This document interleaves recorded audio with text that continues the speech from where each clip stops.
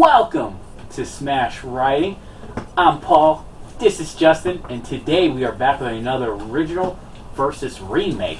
And this time, what's the movie called? It's called House on Haunted Hill. Why am I making Justin say the title? Because I'm going to get it wrong. There you go. So that's why...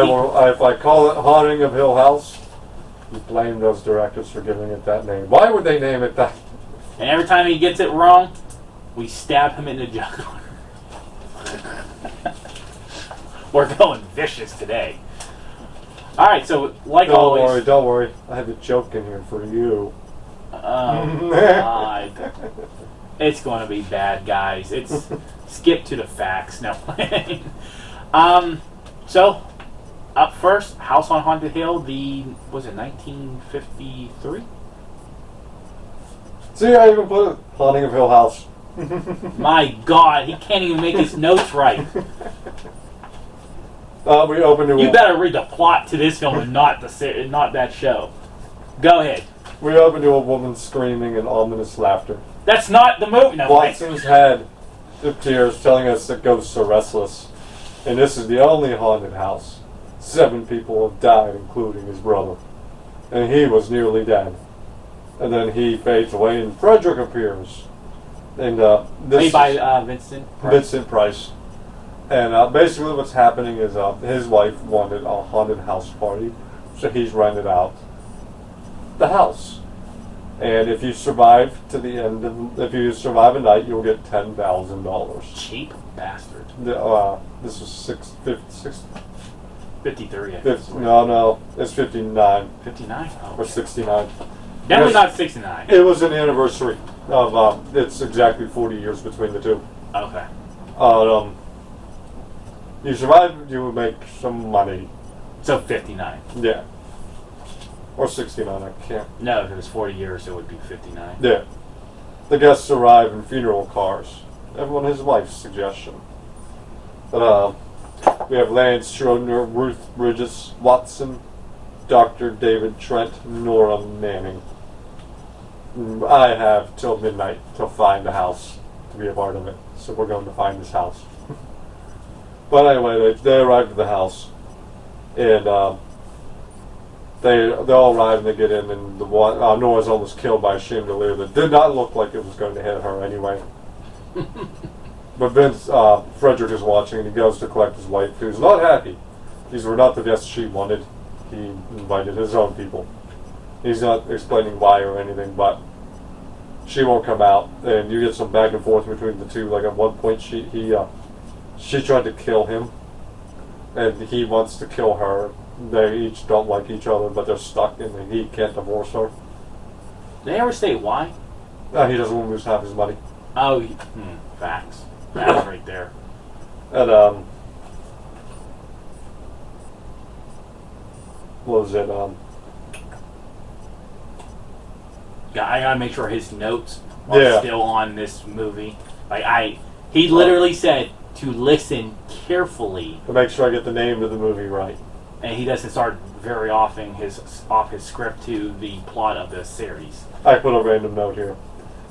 While that's going on, everyone else is downstairs, and Watson is telling the story, and he lifts up this arm of the couch and pulls a knife out, and he's like, "This is what the one guy used, or my sister used." And I'm thinking to myself, Pete would have just like a bunch of spicy chicken sandwiches in there.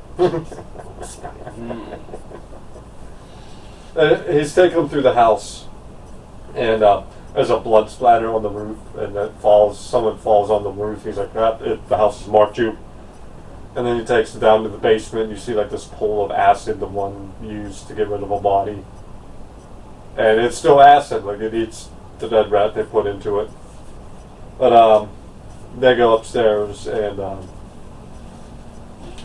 pretty much everything's starting to get going here. But when they go upstairs, Lance and Nora stay downstairs. Lance ends up locked into a room, and she thinks she sees a ghost, so she goes up running to get help. And they found Lance has been hit in the head. And things have been going on from there. Because when they go back downstairs, she once again sees the ghost, but she's the only one who sees it. So she leaves angry. She goes to her room, and she runs into Annabelle. who takes her to her room and tells her, you got to be careful here. There's bad things afoot.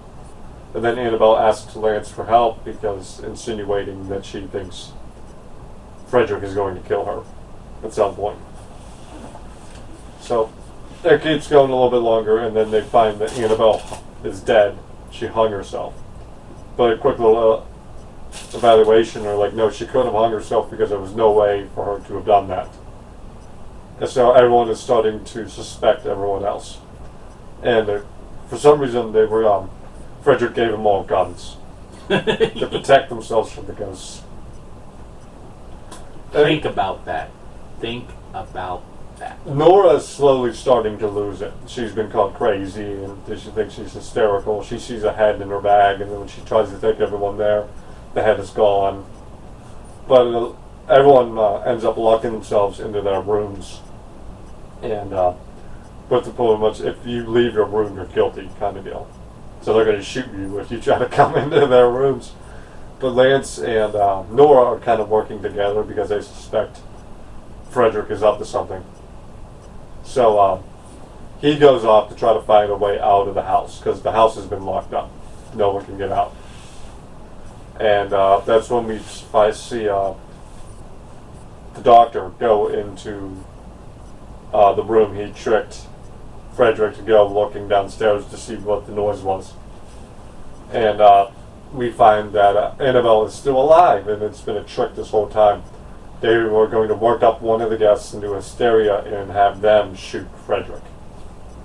And she'd pop up like it was a haunted house trick surprise, and she was really alive.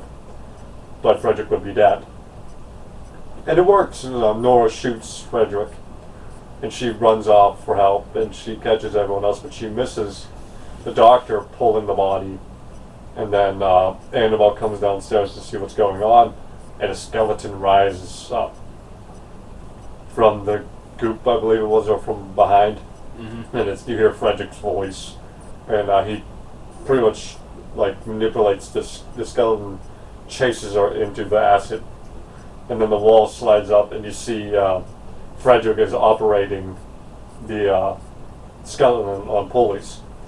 And he'd been one step ahead. He knew that they were planning to kill him, so he got the one up. He loaded the guns with blanks, so he wasn't really shot. And he goes off with them to go face justice on whether or not he's guilty or innocent. And Watson faces the camera and goes, the ghosts are still out there, and they're coming for you, and the movie ends. So, that ending right there was so weird watching. Because I thought there was something wrong with the rest of the video. So I'm watching it, and he just I'll be judged to blah blah, and then he walks out. I'm and it was roll credit. It didn't even roll credit, just done. And yeah. I'm wait, did I just finish this film? That cannot be the ending. I think the best part of the movie is Vincent Price. He's really good. The back and forth between him and Annabelle, they kind of create a dynamic where they're both terrible people. That is true. But in a way, is Annabelle a terrible person, or is this battered woman syndrome trying to get out of this? Probably the way they portrayed it, I would probably say battered woman syndrome. Yeah. For sure on this film. So, I did you watch it in color or did you watch it? I watched the one in color. Okay. Because that was the one on Tubi. Okay, I could have had both, but I selected the color. I enjoyed the twisty turns this made with Annabelle being dead and alive, and this was all a trick, and then it was a trick on top of a trick. That was sort of fun. The cool thing that they really got me from it, because I'm watching the movie, and the skeleton scene. Yeah. I seen the strings, and I'm dude, man, for this film being in 59, there was better graphics in 33. And I'm watching it, I'm that cannot be, how could they miss that as some bad editing? And then I see Frederick come out, and I'm oh, okay. They played the bad use, practical use, to their advantage. Right. Another scene that You see, you were talking about the twists and turns, and the one twist was, um, the one guess wasn't her Lorraine or the one that goes crazy. Nora. So they tried to make the caretakers the ghost. Yeah. And then they backtrack and say, like, no, those are just the caretakers. They're about to leave. But clear as day, the female caretaker, you don't see her do it like from her feet, but she floats away. Yeah. Without some. I think I was going into the cons now. I think the biggest con is that there are actual ghosts in this house. Were you trying to leave that open ended? Like maybe there are no ghosts. That's what I'm rethinking and how did Annabelle get outside her window to scare Nora with the rope? Yeah, that's what I'm thinking. Like, what scene can justify it there actually being a ghost besides Pritchard just being mad that his family got murdered in this house? Yeah, like maybe like the blood splatter, but that went nowhere. Yeah, that they kind of left that like right there. It was like, that was your hint, like, oh, there's definitely some shit going on in this house. But then, oh, you've been marked. Okay, and then only 2 people died, right? No, 1. Well, yeah, the 2 is Blackburn and Annabelle. Yeah. Not Blackburn, but the doctor and Annabelle. Yeah, because they were in on it together. So even the preaching of it being marked meant nothing. Yeah. They were trying to make this. You know, this film is. It's probably more of it. This is more of a thriller than a horror film, because it had those elements where it's like there are no ghosts. You got the owner of the house or whatever he is in this film, just basically knowing that this house is bad luck because of people that got killed in here, but nothing, no ghost. It's not haunted. It was basically a messed up couple trying to kill each other and having victims. The ending was what really got me annoyed was because you take all that and the ending was just like slam the brakes, it's over. Yeah, it's over. It's time to go. And it was at points I was watching, I'm like, man, this is a very long movie. And then, as I'm saying, man, it's a long movie. Nothing's really, there's really no jump scares. There's nothing pushing the movie, the story. It's over. I'm like, and that's why I'm like, I was so caught off guard. I'm like, did I pay my no, I didn't pay for it. No, not this one. I'm like, they just cut me off? Like, that ending was crap. Yeah. Final grade?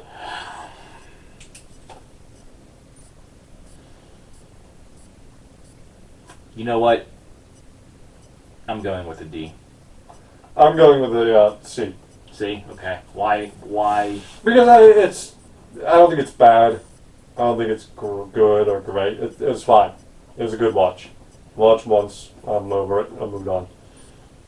C. I'm not giving it a low D. I will say it's more towards a C, but I just, like, that ending just ticked me off. Like, it dragged the story out in my eyes. It's, no ghost, not actually haunted. I was okay with the twists and turns, but then, like you said, talked about the blood. Went nowhere. It had no meaning.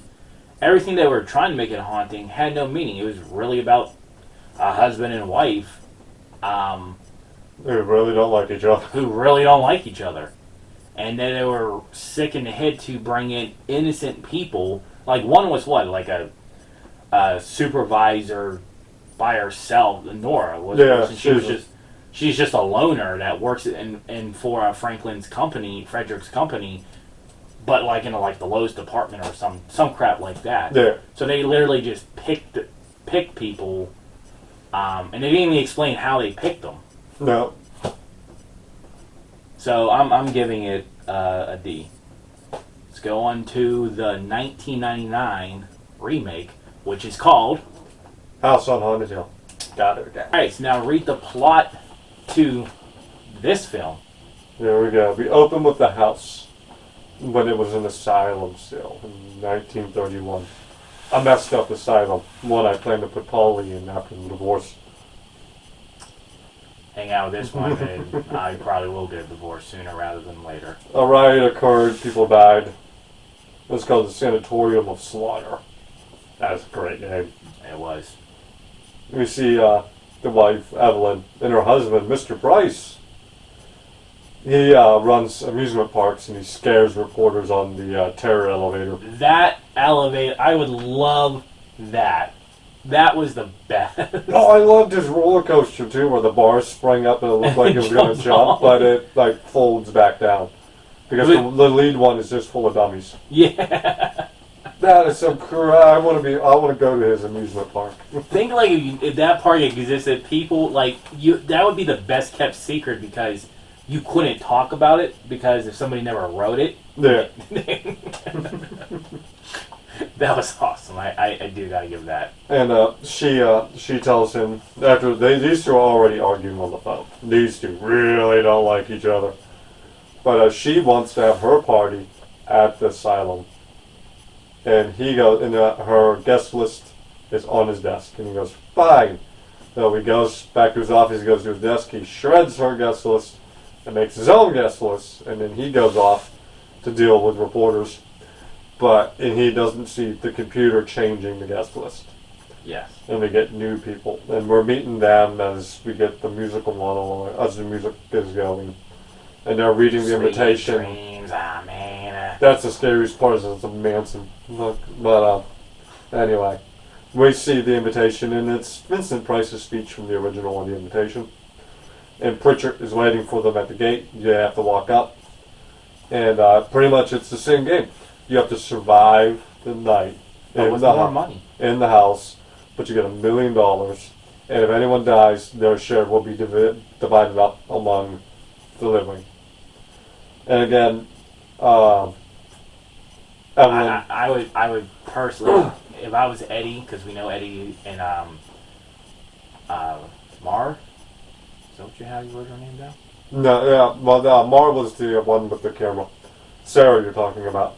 I like if I was Eddie, because I know Eddie survives. I would push Mar off so that he could get... Sarah's the other survivor. Oh, Sarah's the survivor? Yeah. Okay. I would push Sarah off the ledge because they're like... Yeah. I'm like, you know, was it 2.5 million or 5 million? Oh, no. Well, they each get 2.5, so it's 5 million to split up. So that's why I was just like, you know what? To be fair, neither are you getting off the top of that building. That is true. But Pritchard's very frantic. He's getting paid to take them up there. The moment he takes them up there, he wants paid and he wants gone. But the wife shows up, Evelyn, and she's immediately like, "Who are these people? I don't know any of you. I didn't invite you." And Steven shows up. He's like, "I invited them because your list was boring." Which is still not true. She's almost killed because the chandelier, the Picasso glass ceiling above breaks, and Eddie shoves her out of the way. But Price and her go upstairs and they get into a big argument. And she's tried even harder to kill him. Yeah, this is different from what we were just talking about, the battle Yeah. woman syndrome. This is actually, these two are just psychotic. They're battering each other. Yeah, there's no victim between those two. And they're both victims and they're both the aggressors. It's like just divorce. Take the losses. You'll make it back, man. As long as she doesn't own that amusement park, you'll get that dough right back. But Pritchard, he comes back downstairs and he explains the game to them. $1 million. Divvied up money. You have to stay the night. Pritchard wants none of it. He's like, you are paying me to guide them here. I did that. Dude, he owns the house. He doesn't need the money. Yeah. And Price is trying to obey him. He's like, even if I give you $1 million, I wouldn't know what to do with it. And he tries to leave, but all the shutters slam closed. And him, Eddie, and Sarah go downstairs into the basement to try to find the breaker to get the lifts back open and everything. Or they can wait till 9:30 when it opens automatically. Pritchard wants none of that, though. But he's in the firm camp. This house is going to kill them all. And Price goes and he talks to a guy who's watching on cameras. And he's like, that's a great trick with those shutters. He's like, I didn't do that. He's like, what do you mean you didn't do that? He's like, well, how would I even know how to do that? But he meets back up with the group in the basement. And they go off and search for this breaker. They end up splitting up by accident, and then Eddie and Sarah get split up by accident, and she follows his ghost as he throws himself into a pool of liquid. And she's trying to fish him out, and then the real Eddie shows up, and he's like, what are you doing there? And then he ends up having to save her from the pool. Yeah, because like her hands are still in it. Yeah. And then, like, as soon as I see somebody that was trying to save him, like, I'm out. Bye. But, so they go upstairs. They finally rendezvous together, and they're upstairs in, like, this study area. And Pritchard's like, oh, that's just the start of the weird things. Have you not been listening to me? And the Dr. Blackburn, he doesn't believe any of this. But, they go off.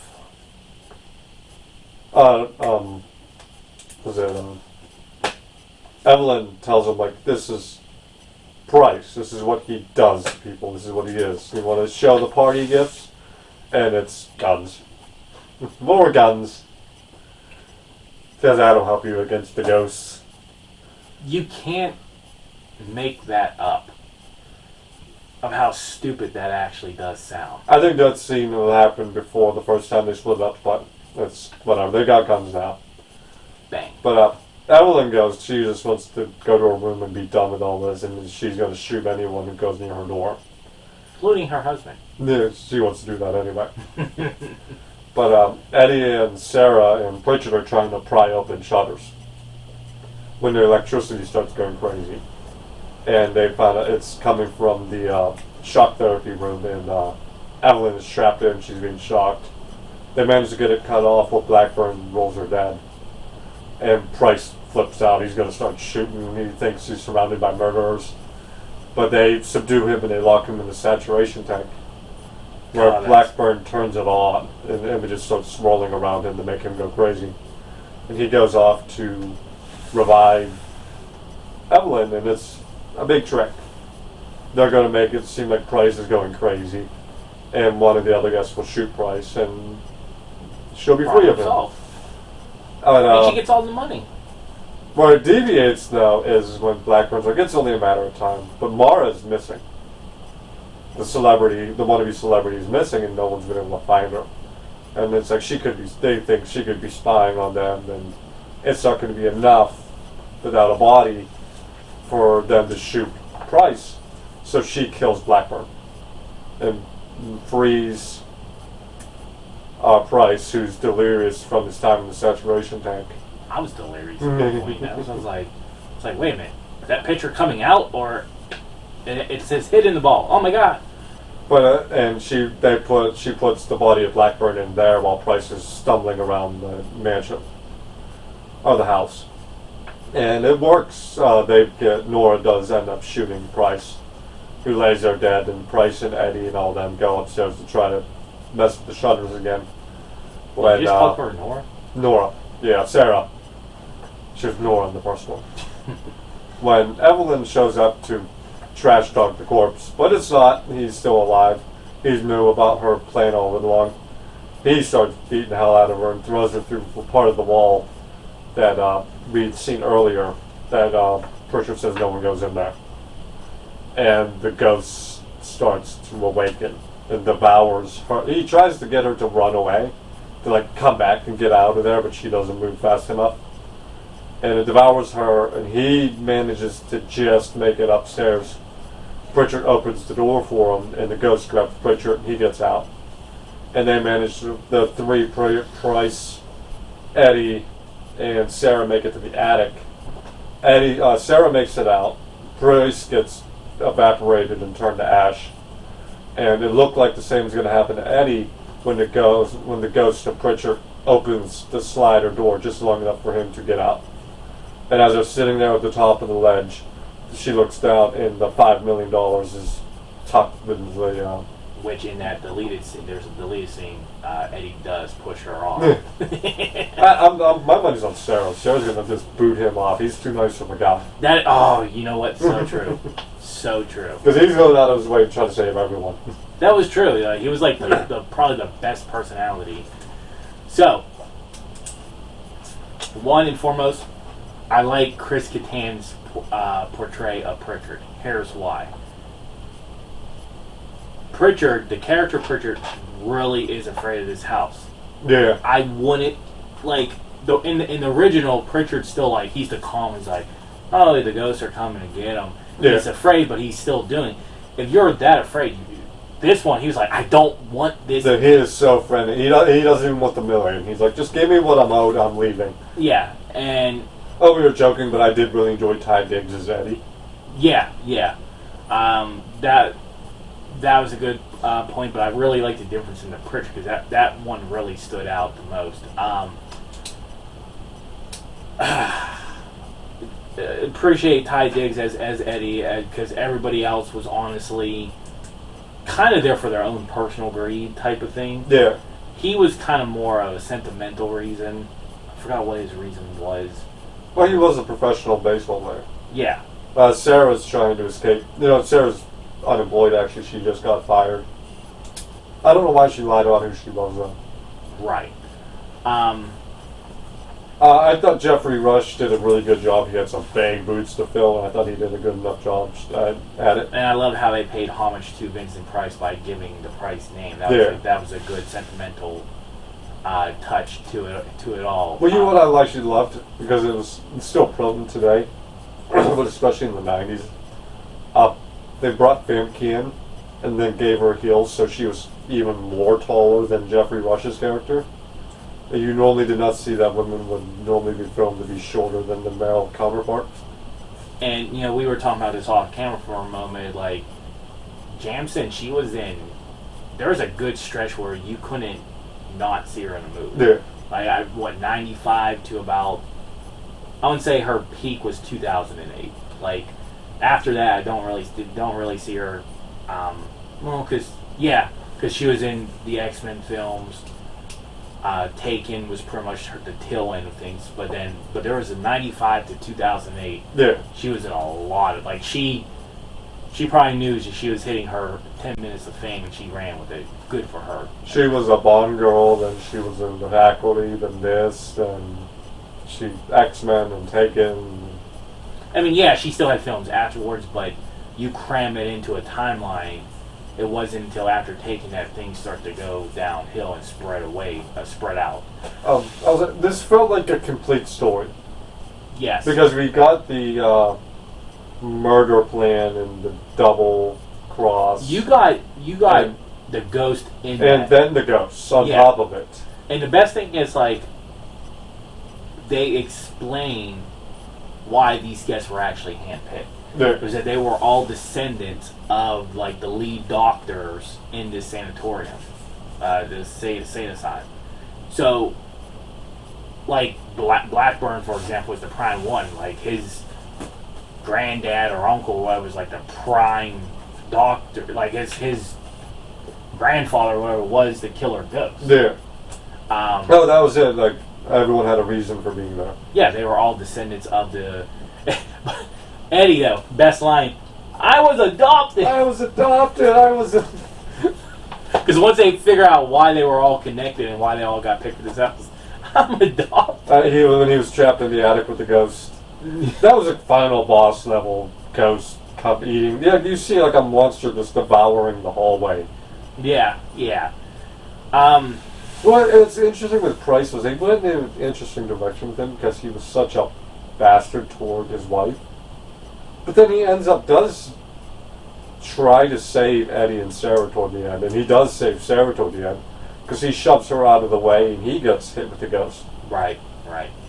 So there's probably good in both the husband and wife on this side. Just two wrongs don't make a right. That's right. For sure. Even when he's beating the hell out of Evelyn, he throws her into the room and he realizes what's about to happen. He's actually yelling to try to get her out of there. It's okay for him to smack her. He just doesn't want to go smack her. Well, to be fair, she did try to kill him and lock him in the crazy tank.